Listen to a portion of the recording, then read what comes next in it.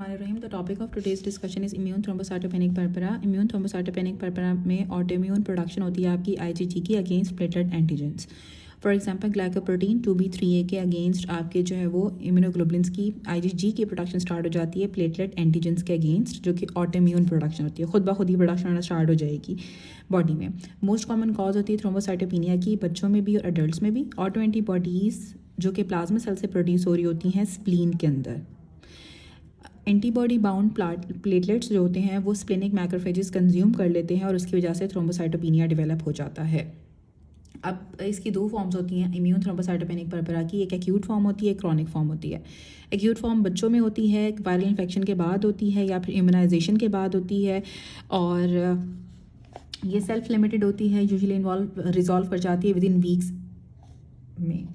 जो chronic form होती है वो एडल्ट्स में होती है, women of the child bearing age को अफेक्ट करती है, प्राइमरी और सेकेंडरी हो सकती है। जैसे सेकेंडरी में फॉर एग्जांपल एसएलई वाले पेशेंट्स के अंदर आईटीपी डेवलप हो जाता है। और ये क्रॉनिक फॉर्म होती है शॉर्ट लिव थ्रोम्बोसाइटोपिनिया होगा उन बच्चों के अंदर भी जिनकी मदर्स को आईटीपी डेवलप हो जाता है, क्योंकि जो एंटी प्लेटलेट इम्यूनोग्लोबुलिन जी होती है वो प्लेसेंटा को आईजीजी प्लेसेंटा को क्रॉस कर देती है।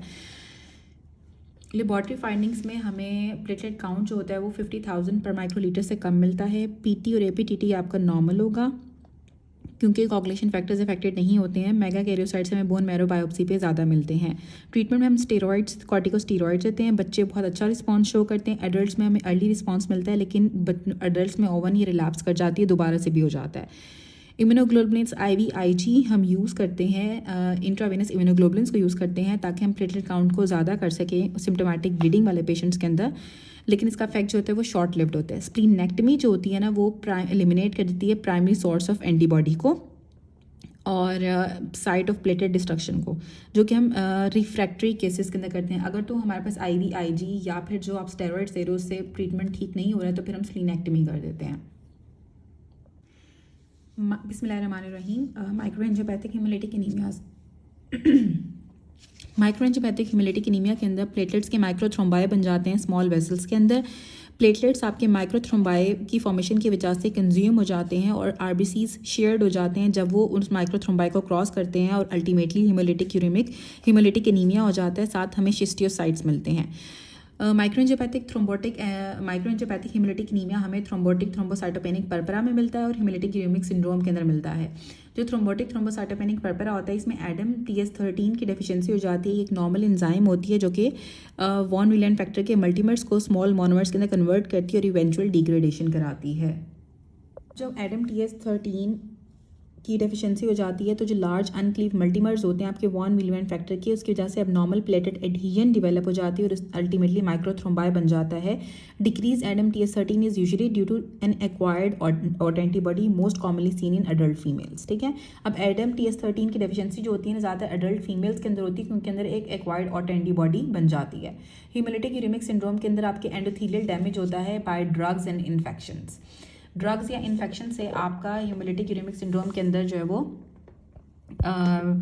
एंडोथेलियल डैमेज होता है। ज़्यादातर हिमोलिटिक यूरेमिक सिंड्रोम बच्चों के अंदर होता है। तो E. coli O157H7 dysentery develop करता है जिसमें अंडरकुक बीफ खाने की वजह से O157H7 डायसेंट्री कॉज करता है बच्चों में अंडरकुक बीफ खाने की वजह से। इसमें एंडोथेलियम का डैमेज हो जाता है ड्रग्स या इन्फेक्शन की वजह से। या फिर E. coli का वेरोटॉक्सिन होता है जो कि डैमेज करता है आपके एंडोथेलियल सेल्स को और अल्टीमेटली प्लेटलेट्स का माइक्रोथ्रोम्बाई बन जाता है। क्लिनिकल फीचर्स दोनों के सेम ही होते हैं। हिमोलिटिक यूरेमिक सिंड्रोम के अंदर भी आपकी स्किन और म्यूकोजल ब्लीडिंग होगी। माइक्रोएंजियोपैथिक हिमोलिटिक एनीमिया डेवलप हो जाता है। फीवर डेवलप होगा। Renal insufficiency haemolytic uraemic syndromes में ज़्यादा कॉमन होती है क्योंकि थ्रोम्बस आपकी किडनी के वेसल्स को इन्वॉल्व करता है। और CNS एबनॉर्मेलिटीज़ मोर कॉमन होती हैं TTP वाले पेशेंट्स के अंदर क्योंकि थ्रोम्बाई आपके CNS की वेसल्स को इन्वॉल्व करता है। लेबॉर्ट्री फाइंडिंग्स के ऊपर हमें थ्रोम्बोसाइटोपिनिया मिलता है, साथ ब्लीडिंग टाइम आपका ज़्यादा हुआ होगा। ITP के अंदर जो आपका प्लेटलेट और PTT दोनों नॉर्मल थे, इसमें भी आपके प्लेटलेट टाइम और PT और APTT दोनों नॉर्मल होते हैं क्योंकि कोगुलेशन कास्केड अफेक्टेड नहीं होती है। इसमें ब्लीडिंग टाइम आपका ज़्यादा हो जाता है और प्लेटलेट काउंट कम होगा, थ्रोम्बोसाइटोपिनिया हो जाएगा। साथ हमें एनीमिया विद शिस्टियोसाइट्स मिलता है क्योंकि हमने पढ़ा कि जब TTP वाले पेशेंट्स के अंदर जब ये माइक्रोएंजियोपैथिक हिमोलिटिक में वाले पेशेंट्स के अंदर जब प्लेटलेट के माइक्रोथ्रोम्बाई बन जाते हैं तो वहाँ से जब RBCs गुजरते हैं तो वो शेयर्ड हो जाते हैं और वो शिस्टियोसाइट्स में कन्वर्ट हो जाते हैं। मैगेक्वेरियोसाइट्स में बोन बोन मैरो के ऊपर ज़्यादा मिलते हैं और साथ इसके ट्रीटमेंट हम प्लाज्मा फेरेसिस करते हैं और इसमें भी हम कॉर्टिकोस्टेरॉइड्स देते हैं, पार्टिकुलरली टीटीपी वाले पेशेंट्स में। उसके बाद आते हैं क्वालिटेटिव प्लेटलेट डिसऑर्डर्स। जो क्वालिटेटिव प्लेटलेट डिसऑर्डर्स होते हैं इसमें बर्नार्ड सोलर सिंड्रोम आता है, ग्लैंसमैन थ्रोम्बोस्थीनिया आता है एस्पिरिन की वजह से या फिर यूरीमिया की वजह से। बर्नार्ड सोलर सिंड्रोम में ग्लाइकोप्रोटीन 1b की डेफिशिएंसी हो जाती है और प्लेटलेट एडहेयर नहीं कर पाते हैं। ब्लड स्मेयर के ऊपर हमें माइल्ड थ्रोम्बोसाइटोपिनिया मिलता है और साथ एनलार्ज प्लेटलेट्स मिलते हैं।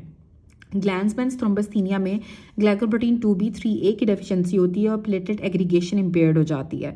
अगर 1b की डेफिशिएंसी होगी तो बर्नार्ड सोलर सिंड्रोम है, 2b 3a की डेफिशिएंसी होगी तो ग्लैंसमैन्स थ्रोम्बोस्थीनिया होगा। एस्पिरिन जो होती है वो इरिवर्सिबली इनएक्टिवेट कर देती है आपके साइक्लोऑक्सीडेज को।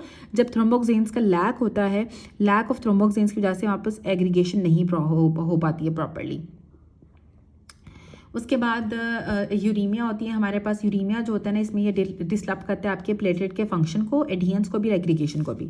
अब यूरीमिया में एस्पिरिन की वजह से ग्लैम्बस थ्रोम्बोस्थीनिया में ग्लाइकोप्रोटीन 2b 3a की डेफिशिएंसी होती है, बर्नार्ड सोलर सिंड्रोम में ग्लाइकोप्रोटीन 1b की डेफिशिएंसी होती है।